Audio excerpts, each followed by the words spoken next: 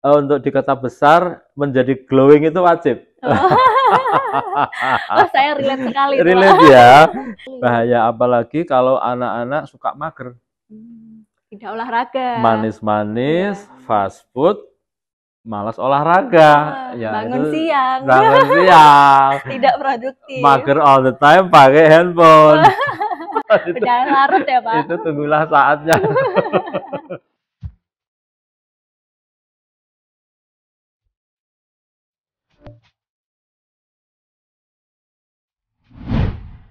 Halo Sobat Suara Merdeka, gimana nih kabarnya hari ini? Semoga sehat terus ya. Nah, ada yang baru nih di program YouTube Suara Merdeka Network, yaitu Podcast in Summer, podcast bersama Suara Merdeka Network. Nah, pada podcast kali ini, kita akan berbincang-bincang membahas seputar insightful yang ada di YouTube Suara Merdeka Network yang mendatangkan narasumber tentunya mengedukasi dan juga banyak cerita inspiratif. Seperti itu. Nah, di tema kali ini, episode pertama kita, perdana, kita akan membahas seputar keuangan yang mana ramai diperbincangkan di media sosial dan juga di kalangan anak muda nih. Nah, tentu saja saya akan mendatangkan narasumber yang sangat hebat, sangat inspiratif tentunya. Nah, di sini sudah hadir Profesor Dr. Suharnomo, SEMSI. Silakan Prof, disapa teman-teman. Halo Sobat teman-teman Suara semua, Merdeka. saya Suharnomo. Senang sekali bisa ketemu di sini. Iya. Oh, iya Pak, gimana Pak kabarnya hari ini? Alhamdulillah, baik, sehat, seger. Iya, baik. Nah, Pak Suharnomo ini adalah Dekan Fakultas Ekonomika Bisnis di Universitas Diponegoro. Tentunya beliau sangat inspiratif, banyak tentang edukasi manajemen keuangan, bertema keuangan, dari S1, S2, S3 semua tentang manajemen keuangan ya Pak? Iya, manajemen secara umum, ada sumber daya manusia juga, ya sedikit keuangan, finance, marketing. Iya. Baik. Untuk sebelum kita memulai dulu nih, untuk Pak Suharnomo, sapaannya apa nih Pak? Biar nggak terlalu panjang Pak gitu. Nomo aja deh. Pak Nomo aja gitu. Ini saya juga dengar-dengar Pak Suharnomo ini sering bertagline kayak TOP BGT gitu ya Pak ya. Jadi saya sudah sering nonton podcastnya yang narasumbernya Pak Suharnomo ini. Pak Suharnomo sangat santai sekali, banyak edukasi yang disampaikan oleh Pak Suharnomo begitu. Oh ya, saya di sini sebagai host, saya Sinta Mutiara yang akan memandu podcast pada hari ini. Langsung aja kita ke pertanyaan yang pertama, yaitu tentang keuangan nih. Nah, kan seperti saya ini tuh mau fresh graduate, terus pemula-pemula yang baru mau mengenal tentang keuangan, mungkin anak-anak muda zaman sekarang yang masih bingung nih gimana sih cara mengatur keuangan gitu. Nah, untuk Pak Suharnomo sendiri nih yang udah jadi pakar nih, gimana nih Pak tentang keuangan tuh menurut Pak Suharnomo gimana? Iya. Prinsipnya seperti yang dibilang oleh kakek nenek orang tua kita ya Mbak Sinta, bahwa jangan pernah terjadi besar pasak daripada tiang. Itu yang paling utama. Kalau penghasilan 3 juta ya diusahakan banget jangan pernah lebih pengeluarannya di atas 3 juta. Itu prinsip. Jadi ada banyak hal, intinya adalah kita akan, kalau besar pasak daripada tiang, kita going nowhere. Tidak ada sesuatu yang kita saving, karena tidak ada sesuatu yang bisa kita saving, nggak ada satupun yang bisa kita investasikan. Betul banget. Kemudian di situ akan ada sedikit bahaya kalau nggak punya saving, karena kita hidup sedang kadang-kadang tidak baik-baik saja. Tiba-tiba ada sakit datang, kemudian tiba-tiba ada pengeluaran-pengeluaran yang lain, kalau tidak ada yang kita saving agak repot. Jatuhnya anak-anak muda kena pinjol juga ya. Kemarin di universitas yang sana itu lagi rame ya Pak. Iya, malah bisa kena bahaya karena konsep dasarnya dilanggar, yaitu jangan pernah besar pasak daripada tiang. Nah, ya betul sekali nih teman-teman Sobat Suara Merdeka. Basicnya pengeluaran itu harus lebih sedikit daripada penghasilan. Jadi penghasilannya harus ditabung, disimpan dulu gitu. Baru penghasilannya harus lebih besar daripada pengeluaran Iya, seperti ya itu. kira-kira gitu. Ya. Nah, terus kalau lebih gampangnya nih Pak, kira-kira tuh berapa persen ditabung, berapa persen untuk pengeluaran gitu Pak? Coba mungkin teman-teman bisa emangnya berapa sih pengeluarannya tuh maksimal berapa, ditabungnya maksimal berapa gitu Pak? Mungkin berapa Persen persen ya. gitu Pak? Ya. Kalau persen tidak ada hal yang sangat prinsip, utamanya adalah hal-hal yang harus keluar, memang harus keluar dulu. Misalnya anak muda mestinya lebih banyak investasi pada sumber daya manusia. Ada fenomena yang namanya I'm Henry sekarang itu. Indonesian millennial, high earning, not rich yet. Belum tinggi penghasilan tapi belum kaya-kaya amat. Jadi milenial Indonesia itu high earning, not rich yet. Terutama di anak-anak fresh graduate ya, di kota-kota besar, belum sangat kaya sih, tapi penghasilan lumayan tinggi. Ini ada studi nih, studinya menarik banget nih.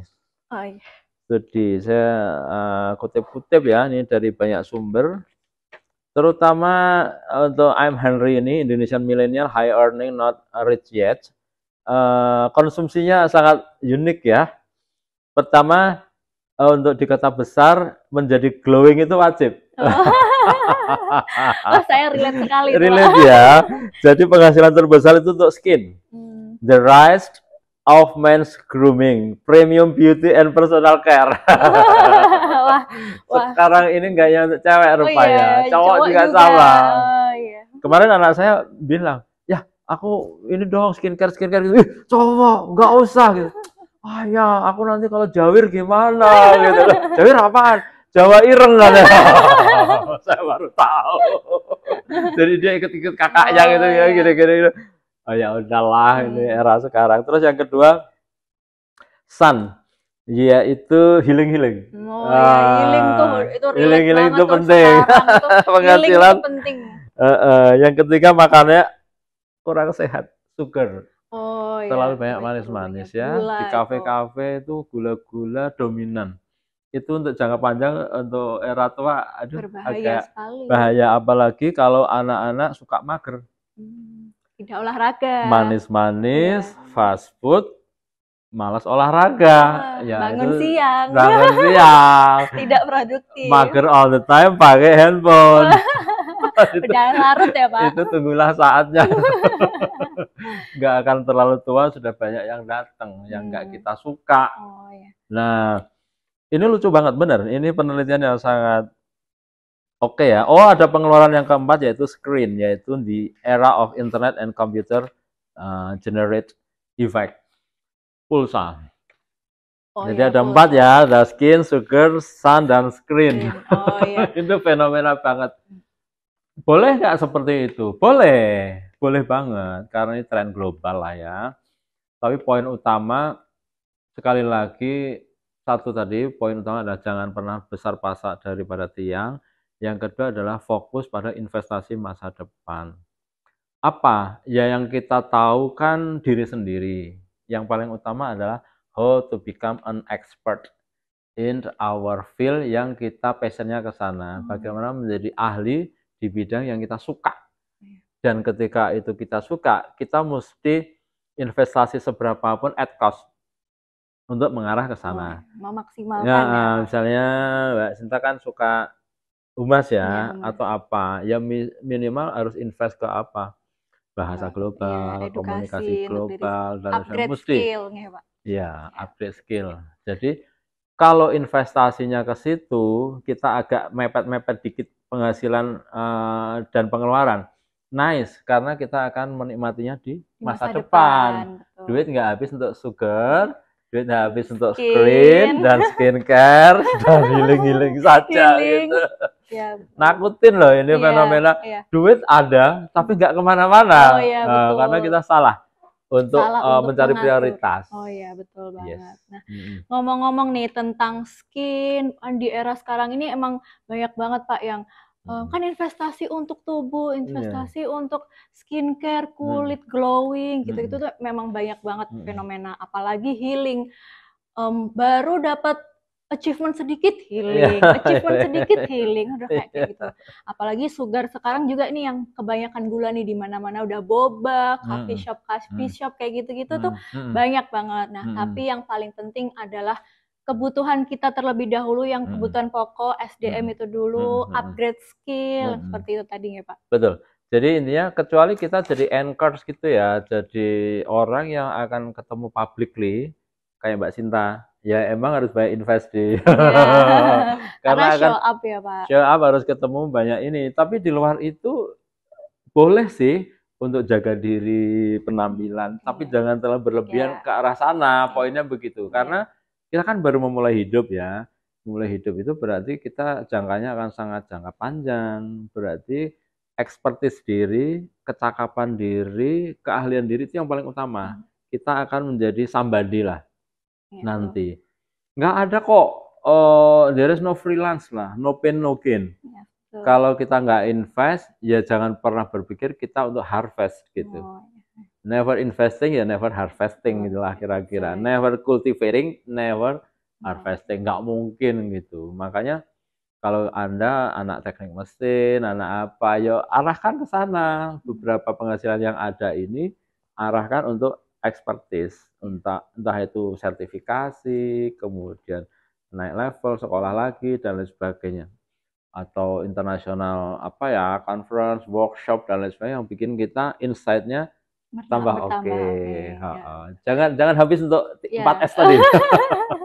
Nah itu tadi betul kan Sobat Suara Merdeka, kita harus tetap mengalokasikan keuangan kita dengan kebutuhan kita terlebih dahulu, kualitas diri kita, upgrade skill, banyak pengetahuan, menambah ilmu. Nah tapi juga nggak salah kok ya kalau misalnya kita menginvest ke beauty, untuk tubuh, untuk healing, it's okay. Apalagi coffee shop kalau bisa itu agak dikurangin ya, karena itu cuma nongkrong aja gitu. Kalau sekali 2 kali it's okay. Kalau sekarang kan ini lagi rame-ramenya nih coffee shop itu ya Pak ya. Iya, intinya sih poin yang dimakan kalau bisa sih agak mengarah pada healthy life lah gitu. Jangan terlalu fast food lah. Karena itu jangka panjangnya kurang bagus. Ya betul. Jangan lupa olahraga, karena yang kita makan ini ada sugar, ada lemaknya, ada minyaknya lah. Fast food nih anak muda zaman sekarang tuh pasti relate banget nih Pak ya. Iya. Nah ngomong-ngomong tentang keuangan, kita sudah mengatur keuangan, kita sudah dana yang kita terima, gaji mungkin, atau uang saku nih buat mungkin maba-maba ini, uang saku kita udah untuk kebutuhan. Nah gimana sih Pak caranya untuk menabung? Misalnya apakah yang lebih efektif itu di bank, atau kan mungkin sekarang nih ada yang lagi sering diperbincangkan itu ada saham, itu kan anak-anak muda tuh gimana sih cara memulainya, terus ada trading, itu kan mungkin teman-teman Sobat Suara Merdeka yang belum tahu, ini bingung nih mulainya dari mana, dari nabung tuh gimana sih caranya, menurut Prof gimana? Ya, kalau saran sih kalau selagi anak muda lebih banyak investasi di sektor real. Kumpul sama teman-teman, bikin kelompok 2, 3, 5 anak, bikin bisnis yang dia suka, yang teman-teman suka, yang passion banget gitu. Itu sangat the best. Kadang-kala agak miris ya, orang dikumpulkan minta kampus-kampus untuk membuat ceramah-ceramah tapi sudah pensiun. Oh ya. Untuk teman-teman mohon maaf ya, di instansi-instansi itu kita ya mau sih ngasih ceramah-ceramah gitu, tapi agak useless. Kenapa? Tua muda itu beda banget loh. Kalau tua itu misalnya otot berusaha. Orang harus terbiasa untuk kadang gagal, kadang sukses. Lah kalau ini udah pensiun, diajari investasi, kan nggak ada dia. Itu kan ibarat kata kita ngajari orang berenang itu begini loh caranya, tangannya bergerak, kakinya gimana. Belum tentu dia bisa berenang, sama dengan bisnis. Iya, betul. Diajari bisnis itu begini loh. Terus lakukan sekarang gitu. Nah, nggak ada lagi waktu untuk gagal. Karena apa? Duit pensiun. Segitu-gitunya. diinvestasikan sesuatu yang kita nggak expert, salah, hilang, wassalam. Oh ya. Wassalam, Betul. wassalam banget. Itu menurut saya kurang bagus ya. Lebih bagus kalau anak-anak muda masih kuliah dan lain sebagainya, mengikuti apalah tren-tren bisnis yang mungkin bisa diulik ya. Lakukan. Sebagian anak-anak ya bisa langsung sukses, dia nggak pernah berpikir lagi untuk nyari pekerjaan gitu, melanjutkan dan lain sebagainya. Itu harus paling utama coba di real bisnis yang nyata. Kalau kita mau nabung, yang kedua yang memungkinkan adalah ya emas, investasi emas. Investasi emas itu jangka pendek tidak menguntungkan, jangka panjang tidak menguntungkan juga, tapi setidaknya duit kita stabil, tidak akan tergerogoti oleh inflasi. Yang paling kurang bagus sebenarnya kalau kita nabung di bank. Oh iya. Karena sebenarnya interestnya bunganya nggak seberapa dibandingkan dengan tingkat inflasi yang lebih tinggi. Jadi kita tergerogoti duit setiap tahunnya. Maknanya apa toh? Kita punya 1 juta hari ini dengan 1 juta 5 tahun lagi, itu daya belinya mungkin sudah mendekati separuh loh.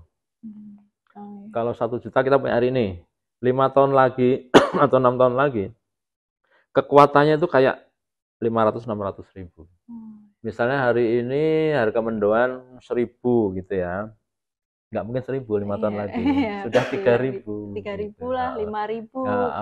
Jadi kita dengan duit yang sama akan mendapatkan mungkin separuh dari itu. Duit kita kekuatan belinya, paritas belinya itu sudah berkurang hampir 50%.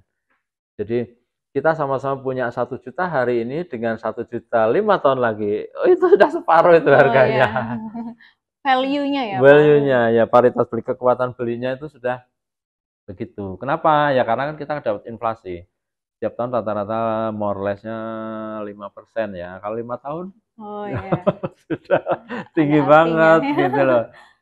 Maka itu kurang disarankan sih. Apalagi kalau dia ditaruh di rumah, wah lebih parah lagi. Itu lebih parah lagi itu ya. Kalau kecuri atau apa dan secara value-nya emang nggak berkembang.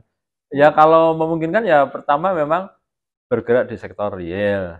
Yang kedua jika duitnya banyak, investasi di tanah, properti dan lain sebagainya. Yang ketiga yang tidak membuat kita makin kaya tapi juga tidak bikin miskin, emas. Yang keempat baru di bank. Oh ya. Ada yang lain lagi kalau kita mau, dan di fakultas ekonomi biasanya ada ya, anak-anak kan pinter trading juga di bursa. Kalau itu kita punya pojok Philip, punya online trading dan lain sebagainya. Kalau itu jauh lebih canggih karena secara ada ilmunya lah untuk investasi, kenapa harus taruh di sana, kenapa nggak taruh di sana dan lain sebagainya. Ada saham, ada reksadana, ada yang aman-aman, misalnya kayak surat berharga pemerintah dan lain sebagainya. Tapi itu menurut saya sih untuk bapak-bapak aja ya. Kalau anak muda mungkin lebih bagus belajar dulu saham lah. Iya, jangan belajar nabung sih menurut saya. Karena kena pencuri yang namanya inflasi. Nah itu. Nah tadi kan sudah disebutkan sama Prof. Suharnomo tentang yang pertama adalah bisnis. Ini yang saya mau membahas yang pertama dulu yaitu bisnis. Kenapa bisnis? Karena biar uangnya itu muter nggak sih Prof? Betul. Ya biar muter terus mendapatkan keuntungan, kita pakai lagi untuk bisnis-bisnis yang lain. Mungkin bisnis kecil-kecilan, yang penting uang itu tuh bekerja untuk kita gitu kan Prof. Nah yang kedua properti. Properti ini mungkin kayak buat anak-anak muda mungkin yang masih basic, yang masih ringan tuh kayaknya sewa, jasa sewa apa begitu ya Prof ya. Misalnya properti, kalau ini saya pribadi ya Prof, saya itu menyewakan kompor portable sama grill gitu. Itu kan bisa sebagai investasi untuk di bidang properti gitu kan. Daripada nganggur aja di rumah nggak dipakai, disewakan. Seperti itu ya. Itu contoh kecil tentang properti. Nah, yang ketiga adalah di emas ya Prof ya, di emas. Tapi mungkin anak-anak muda sekarang belum begitu tahu sih emas, karena emas kan udah zaman dulu gitu ya Prof ya. gitu. Nah, yang keempat adalah yang uang kita cuma ditaruh aja itu adalah di bank. Tapi kan di bank bisa inflasi ya, Prof. Iya, kena inflasi banyak. Ya. Ya, gitu. Nah, jadi ini secara garis besar menabung dan bedanya menabung biasa sama saham adalah kalau saham itu ini kita ya, menginvestasikan duit kita. Iya, menginvestasikan di terus perusahaan-perusahaan yang ya kita pilih lah. Nah, untuk caranya saham gitu, Prof. Caranya saham itu lewat aplikasi-aplikasi atau lewat apa, Prof? Ya, saya rasa di sini ada yang teknikal ya. Mungkin pertama kita harus tahu di menanam saham untuk pemula, dan banyak sih anak-anak sini juga, anak-anak ekonomi undip juga banyak sih yang bikin tutorial seperti itu. Itu kan butuh pengetahuan ya, berapa lotnya, ininya dan lain sebagainya, teknisnya. Tapi online sudah ada sih, nggak rumit, hanya butuh pengetahuan. Kenapa kita milih saham yang ini, kenapa nggak yang itu dan lain sebagainya, itu ya ada ilmunya lah gitu. Tapi itu nggak rumit-rumit amat. Nggak harus anak ekonomi lah, nggak harus anak ekonomi, bisa ada ilmunya, naruhnya di mana. Kalau yang prospektif juga pasti akan jauh lebih tinggi dari bunga bank ya. Tapi kalau kita nggak pandai itu ya bisa kena juga bahwa kita masuk di saham bodong juga. Oh gitu iya, betul. ya. Itu hati-hati tuh saham bodong tuh kemarin juga rame nih, influencer-influencer yang menyuarakan saham-saham ternyata bodong. Kita harus hati-hati juga, kita harus mengedukasi diri kita sendiri, kita cari ilmunya yang banyak biar nggak salah langkah. Betul. Nah, pertama-tama juga kalau memang kita belum memulai ya kita nggak tahu nih mana yang salah mana yang benar. Nah, kita harus memulai dulu, memulai saham, learning by doing. Yes. Gitu ya, bisa kok datang ke kampus, misalnya ke fakultas itu ada kelompok studi pasar modal, tanya-tanya mereka cukup lumayan jago-jago lah untuk mulai invest sejak dini. Ya, jadi di Fakultas Ekonomika dan Bisnis ini ada komunitas tentang pasar modal ya, Kalau KSPM, kelompok studi pasar modal, itu jago banget. Suka menang tuh kalau kompetisi lomba-lomba investasi gitu. Nah, bisa aja dicek itu di Instagramnya KSPM, kelompok studi pasar modal. Nah, itu merupakan ini ya program unggulan di sini ya, Prof. Iya, salah satu UKM yang keren di mahasiswa. Di mahasiswa. Nah, itu keren banget. Itu juga saya udah ngintip-ngintip, ada banyak webinar yang mereka selenggarakan. Jadi kita bisa lihat nih Sobat Suara Merdeka, kita bisa belajar langsung sama pakarnya tentang saham gitu. Kita bisa mendalami tentang saham. Betul. Seperti itu ya, Prof. Nah, oke, selanjutnya umur berapa sih, Prof, kita harus aware sama menabung sama saham gitu? Saya rasa kalau kita di milenial ya, di mahasiswa ini kayaknya harus ya. Artinya if you want to run your own business, means that you have to be good in inside of business gitu. Bisnis harus bagus, cara melihat bisnis bagus. Kalaupun kita tidak running our own business, tidak usah sendiri di dunia bisnis, setidaknya kalau kita kerja sama orang, kita punya mindset bisnis gitu. Based on-nya kan creativity and innovation. Kita kerja sama orang, diem doang, bikin kesel sama pemilik gitu. Ini orang kok nggak gerak-gerak, gimana sih gitu. Kayak nggak ada kreativitas dan inovasi. Nah, itu yang disebut intrapreneurship. Cara mindset berpikir entrepreneur tapi diterapkan di perusahaan. Dan makin banyak perusahaan yang membutuhkan insan yang seperti itu. Anaknya lincah gitu, agile gitu. Diginiin dan lain sebagainya. Yang dibutuhkan seperti itu. Anak diem, udah gitu lihat jam, udah selesai, udah kerja pulang. Itu kalau di dunia SDM saya itu namanya average employee. Ya, karyawan rata-rata air lah. Effortless ya gitu kita. Iya, gitu-gitu aja. Padahal di atasnya ada kiper, ada super kiper. Super kiper itu adalah very great in performance. Kemudian yang kedua, inspiring people in their surrounding gitu. Di kanan kiri itu terinspirasi. Kerja itu harus begitulah gitu. Kalau perusahaan minta KPI 80, kita ngasihnya 95 gitu. Orang yang kayak gini nyaris tidak akan kena PHK. Karena perusahaan untung dong. Dia gaji 5 juta, karyawan ini bisa ngasih 10 juta. Tapi kalau average employee banyak. Bahasa Semarangannya juar ombyoan gitu. Wakih banget gitu loh. Anda keluar satu yang antri 1000 gitu. Itu berarti kita nggak punya diferensiasi, nggak punya uniqueness yang kita contribute untuk perusahaan kita. Kurang Kalau kreatif lah. Kalau anak muda ya harusnya, kalaupun kita tidak running bisnis, nggak usaha sendiri, setidaknya intrapreneur. Otak kita otak pengusaha tapi bekerja sama orang, nice, nggak apa-apa.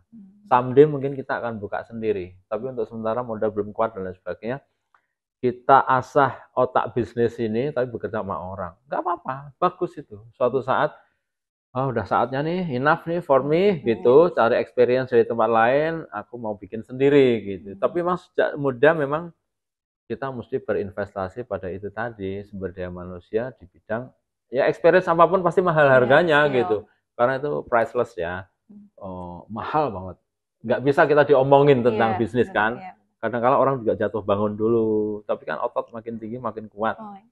Ya mudah-mudahan jadi keren sih kalau anak muda sudah mulai berpikir tentang investasi SDM untuk dia sendiri, mengarah pada kompetensi teknis yang dia suka, follow their passion gitu.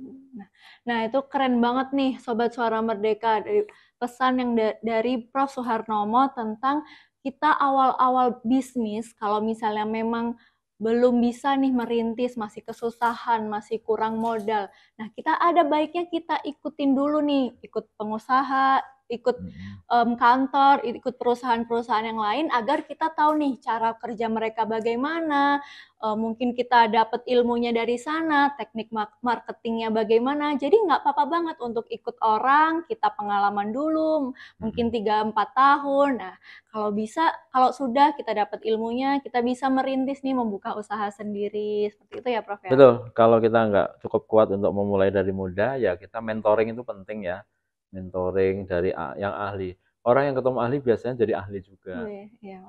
Betul. Tapi kalau anak-anak muda, di Undip juga banyak kan yang bikin kelompok PKM, program kreativitas mahasiswa, kompetisi dikti, dapat dana 30 juta, 40 juta, rame-rame, berempat, berlima, itu seru juga. Banyak juga yang sukses. Nah itu dia, dan yang paling penting jangan takut untuk mencoba ya Prof betul, ya. Betul. Kita sebagai anak muda itu diharuskan nih, kalau bisa harus kita explore banyak aktivitas, banyak acara-acara kita ikut semua, mencoba hal baru, mencoba ini, upgrade skill, ikut orang, kita explore ke seluruh dunia gitu ya Prof. Karena kita masih muda, masih tahan banting, ini masih waktunya nih. Nah makanya kita kan terbentur ya kan Prof. Bener banget, itu. Keren. Nah dan kita nggak lupa karena udah menabung kan, karena menabung juga untuk mempersiapkan dana darurat ya Prof. Betul. Ya. Kadang kan kita juga nggak tahu ya, nggak kita inginkan, kadang tiba-tiba mungkin di jalan misalnya motor mogok, sakit, atau mungkin harus membayar apa gitu. Jadi dana darurat itu penting. Kalau menurut Prof gimana Prof tentang dana darurat? Ya, intinya kalau tidak semua penghasilan kita habiskan, kan potensinya kita ada saving ya.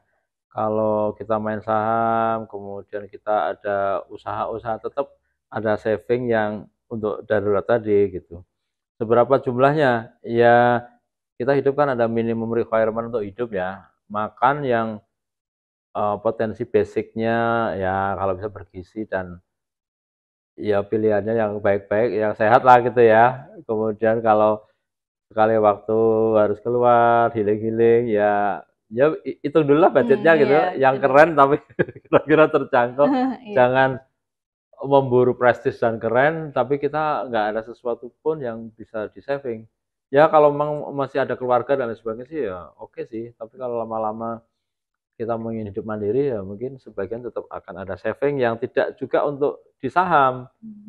Ya inilah untuk jaga-jaga lah, kayak tadi ban bocor dan sebagainya. Iya, itu saya pernah Prof, ini sedikit, waktu itu pernah saya ke Jogja, terus pas waktu itu pas sampai sana ban motor saya itu benar-benar ini tubles tapi bocor banget. Nah di situ saya nggak bingung harus gimana.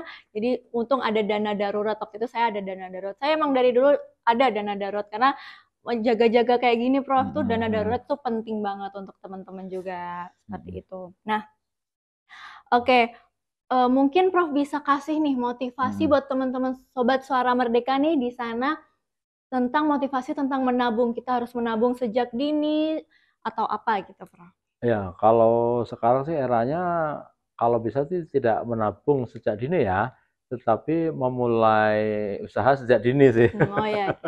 Agak sedikit lebih aktif Oh gitu. ya. Daripada dana pasif itu sekali lagi emang digerogoti oleh inflasi.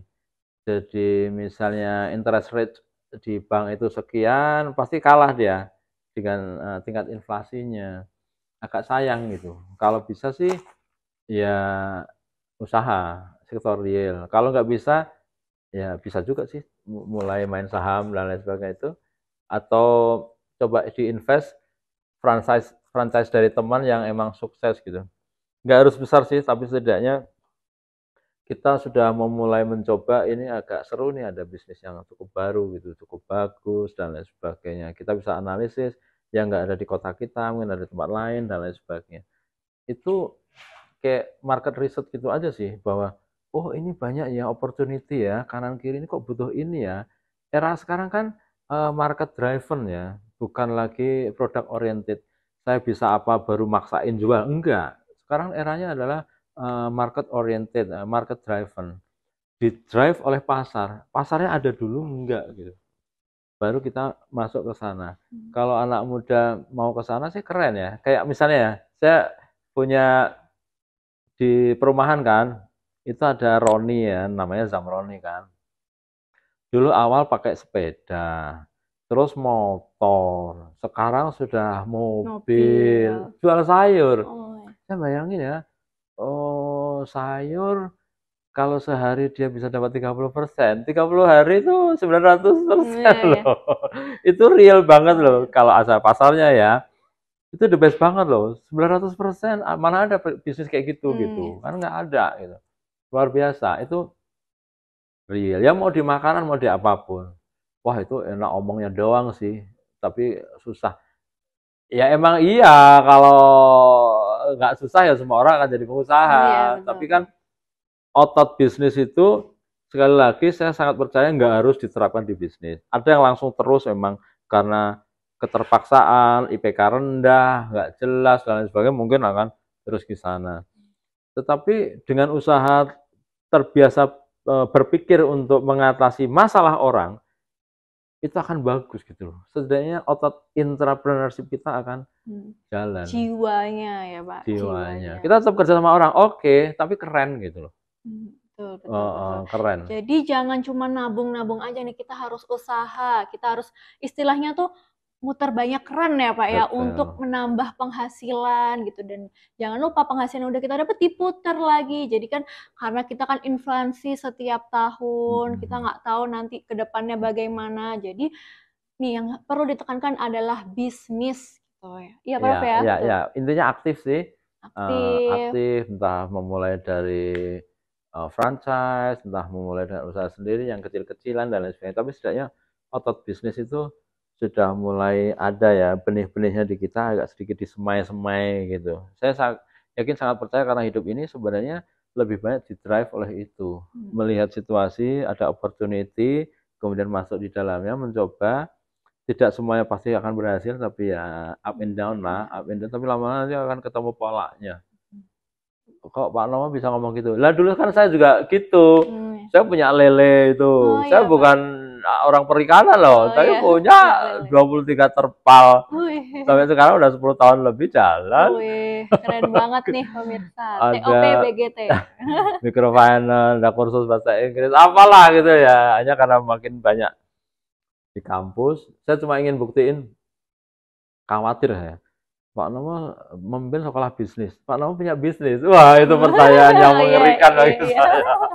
Oh, berarti sudah pernah ngerasain akhir bulan gaji karyawan sekian, duit nggak ada masuk, pusing ya. Apalagi pas waktu corona itu bisnis kan ini jatuh semua. Nah, kayak gitu-gitu kan itu otot ya, otot bisnis. Jadi kita bisa merasain gimana ya caranya untuk tetap bekerja sama dengan banyak pihak, kemudian kita juga custom dan lain sebagainya. Itu kalau kita nggak pernah ngerasain, kita nggak bisa loh empati sama penderitaan orang, penderitaan pengusaha, pihak lainnya itu karena seorang ya kamu hidup tinggal disuapin doang sih, Oh, ya. kayak nggak ada sesuatu Iya. yang membutuhkan bahwa oh ini mahal loh, caranya nyari ini nggak gampang loh, maka pakailah use it wisely gitu, pakailah dengan bijak itu mungkin nggak masuk karena ada kok mama saya. Oh, iya. Nah, ini nih Sobat Suara Merdeka. Jadi dengan manajemen keuangan memulai bisnis, kita juga bisa lebih menghargai uang ya, Prof ya. Kalau kita membangun bisnis dari awal, yang awalnya nih kita cuma pengen muter uangnya aja biar nggak kemana-mana dan menguntungkan. Nah, tapi kita juga ada pesan nih di samping itu, yaitu lebih menghargai uang gitu ya, Prof. Jadi kita nggak yang foya-foya, nggak yang gampang mengeluarkan uang ya, Prof. Seperti itu ya. Betul, dan nanti ujungnya sih kita akan merasakan oh sukses itu nggak sendiri ya gitu. Jadi kita juga empati pada orang yang kurang sukses dan lain sebagainya. Ada sebagian kita sisihkan untuk orang lain, hak orang lain dan lain sebagainya. Itu jadi rasanya pasti beda ya. Kalau orang udah oh ini kan usaha saya sendiri, enggak lah. Usahamu tuh sekian persen lah dibandingkan kuasa Tuhan gitu loh. Kalau semua usaha itu pasti hasilnya sama, ya semua orang akan memiliki kekayaan sama. Faktanya kan enggak. Ada yang sukses, ada yang kurang, ada yang fail, ada ini dan lain sebagainya. Maka di situ kita baru tahu betapa kalau dalam bahasa agama itu tauhid diuji ya. Ini udah tanggal sekian nggak ada yang beli. Iya, betul. Nah, tiba-tiba kita ada, kemudian kita berbagi sama orang, makin berbagi makin tinggi lagi. betul. Itu kan hanya bisa terjadi kalau dirasakan, dijalani. Nggak bisa sih diomong-omongin gitu. Nah, betul sekali. Dan jangan lupa, jangan menyerah gitu. Jadi kan biasa kita memulai bisnis terus sekalinya misal dibohongin orang atau misalnya nggak laku atau apa ya kita coba lagi. Jangan pernah menyerah gitu ya, Prof ya. Iya, tapi pengalaman saya sih membimbing mahasiswa cuma ada sekitar 3% yang berhasil. Oh gitu ya, Prof ya. Susah banget untuk bisnis itu. Itu juga bagian kita untuk menghargai para pengusaha yang sukses ya. Artinya nggak gampang loh jadi pengusaha. Pengalaman kita membimbing mahasiswa yang sampai ujung sustain sukses tuh ya sekitar 3% dari 100% itu. Sedikit banget kan. Itu karena kadangkala juga orang tua kurang support. Misalnya ada mahasiswa udah keren banget punya laundry. Anak ini dari Sumatera. Udah bilang, usaha apa kalian nak gitu? Oh, usaha laundry gitu. Padahal udah bisa menghidupi dia. Nggak pernah minta lagi UKT lah, SPP dari mamanya gitu. Mamanya telepon, hai, aku sekolahin kau jauh-jauh di Jawa, malah cuci-cuci celana dalam orang gitu. Berhenti kau gitu, lulus cari kerja di BUMN gitu. Salah paham. Ada loh. Salah paham. Nah, itu juga salah satu yang akhirnya mereka give up, nggak jadi pengusaha. Akhirnya ya udahlah ikut mama aja gitu, ikut peran gitu. Tentunya banyak faktor yang pasti akan menjadi hambatan kita. Nanti ada kerikil-kerikil yang mengganggu misal usaha kita untuk membuka bisnis, tapi tentu jangan menyerah karena pastinya ada kok buktinya yang berhasil, yang sukses, itu tentunya orang-orang pilihan, orang-orang hebat, seperti itu ya Prof ya? Ya, tapi setidaknya kalaupun kita nggak jadi pengusaha, sekali lagi kita berharap bahwa kalau dari awal kita coba-coba bisnis dan sebagainya itu, otot bisnis kita itu jalan lah gitu. Mungkin kita tetap bekerja sama orang, tapi setidaknya kita creativity and innovation itu jalan di tangan kita. Nah, itu very insightful. Nah, oke, statement terakhir nih dari Prof Soeharnomo, pesan buat anak muda zaman sekarang apa nih yang perlu di-highlight?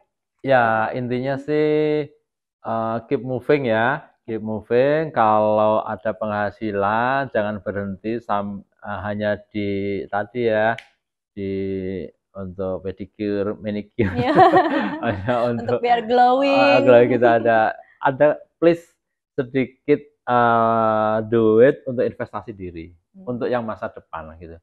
Kalau ini kan physically ya, itu ya apapun kita akan tetap menua juga gitu. Tapi kalau kompetensi teknis, skill up-nya kita lanjut, mudah-mudahan kita bisa jadi pakar yang itu memang mengurangi sedikit happy kita di masa muda.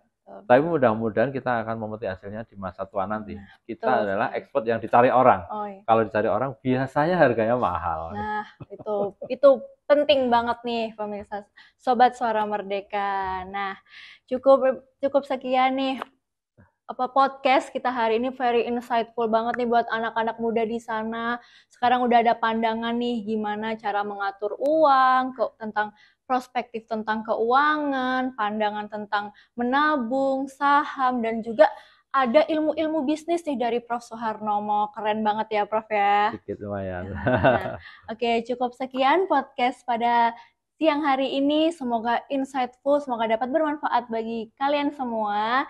Dan kita semoga nanti ada di lain kesempatan kita lanjut lagi untuk bahas yang lebih dalam lagi, yang lebih keren lagi. Terima kasih, Prof. Sama-sama, Mbak Cinta. Terima kasih atas kesempatannya. Saya terima kasih dari saya pribadi dapat kesempatan untuk bertanya langsung nih tentang keuangan untuk saya sendiri juga, saya yang masih banyak belajar gitu ya, Bro. Terima kasih dan sampai jumpa kembali Sobat Suara Merdeka. Bye.